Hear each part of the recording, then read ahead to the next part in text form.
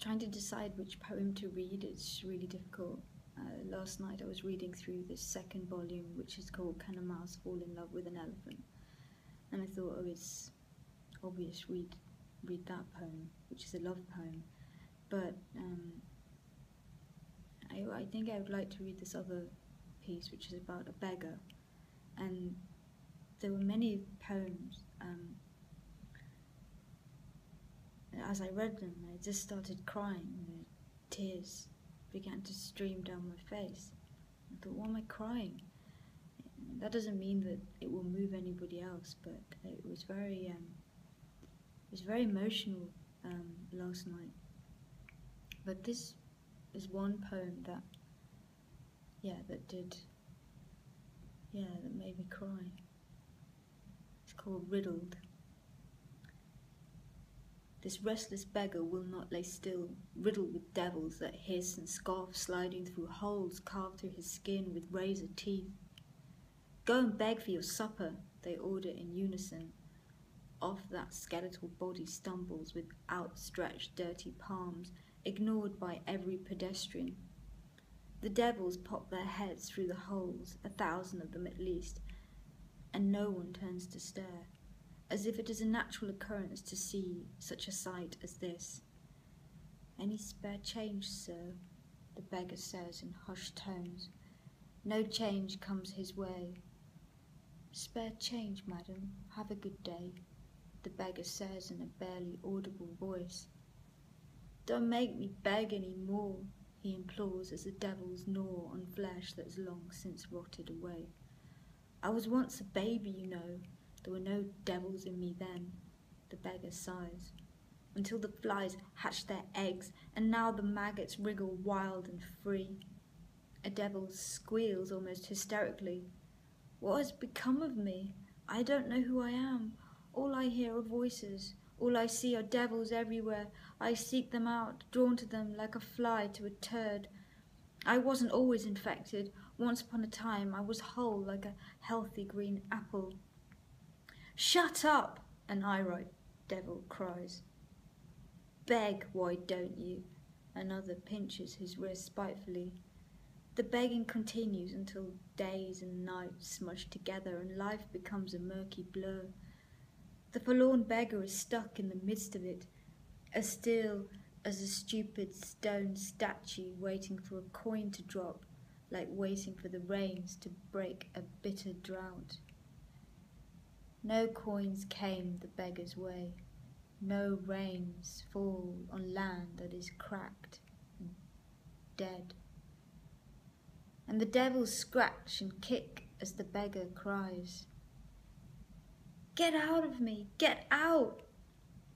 He tries to pluck them out one by one, but they each cling on for dear life and refuse to budge. Tenacious and sly they hiss. We own you now. You invited us in, and this is our home until you die. I am dead already, leave me be. The devils breathe until the beggar's body is bulging and throbbing as they hatch with hideous alacrity. Heads of baby devils pop out like beads of blood that prick the beggar's skin. The pain is agonizing as they tear his face with their talons. The devils ran amok as he disintegrates. No longer content to stay in their holes, they leap out in a torrid tumble. I won't beg any more, I won't, the beggar cries. No need now. We've eaten all that we can apart from your teeth. We will spare you those. And they leave them scattered by the side of a road. Gleefully they begin to leap and jump onto unsuspecting strangers, hiding in handbags, pockets and scalps. Such is their audacity. But the strangers are too busy to notice the insidious infection taking hold as they meddle with iPhones and rush and push. The devils begin to speak in surreptitious whispers, picking up on nagging concerns, petty vendettas yet to be scored, disgruntled partners that need to be warned, ungrateful employers, unsightly toes, anything and everything, something and nothing. This is how it always begins, and all the stranger has to do is engage in a conversation. You see, these devils are polite. They don't shout or boss people about. They listen, and once they understand your soul, they feed the corners of a mind already far too plump, obese in fact. An obese mind is a susceptible one. They continue to feed it until the mind balloons, creating enough room for them to finally hatch their eggs, and the holes that were once imperceptible grow into gaping gouges. Soon these strangers, respectable professionals, diligent students, aspiring poets, dutiful wives, they all begin to beg, becoming sullied and their clothes tattered. Everything that they once knew to be true, their home, possessions, clothes and friends, one by one they fall into a black river that no longer flows. Remains of teeth can be seen wide and far. The devils have no use for teeth when they have such sharp, gleaming fangs. What would you do with rotten teeth? Those silent, stained bits of white that were once part of a mouth, a being with thoughts and ideas. These teeth lie like useless, ugly rubbish despised by all. The tragedy is, once infected, there is no cure, only the end. The key is never to speak to a devil. If your thoughts seem strange and slightly peculiar, keep quiet. Your thoughts determine what comes out of your mouth, and what comes out of your mouth determines the core of your very being. What nonsense we can spew and rant, only to regret it days later. Don't you get it? No priest or stupid religion will save you, no holy water or prayer. Only a strong mind will rid you of this devil curse. That is all. Is it? The remaining teeth of the beggar asked the question. I was good, I was strong. Why did the devils infect me?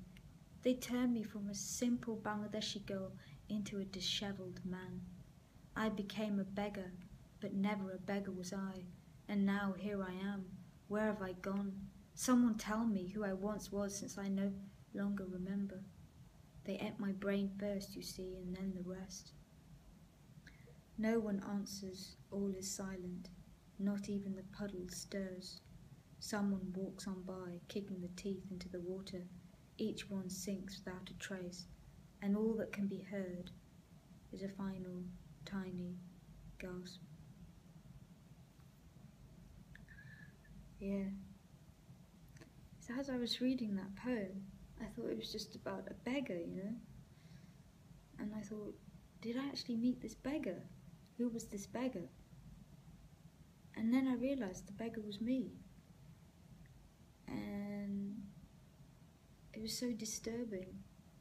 I mean, to be so disturbed. Yeah, that was heavy. But, maybe next time I'll read a poem, a more recent poem. But it's interesting to look back on this work because it reflects a period in your life that it's part of your past, but it's part of your present. All those things form who you are today. Yeah.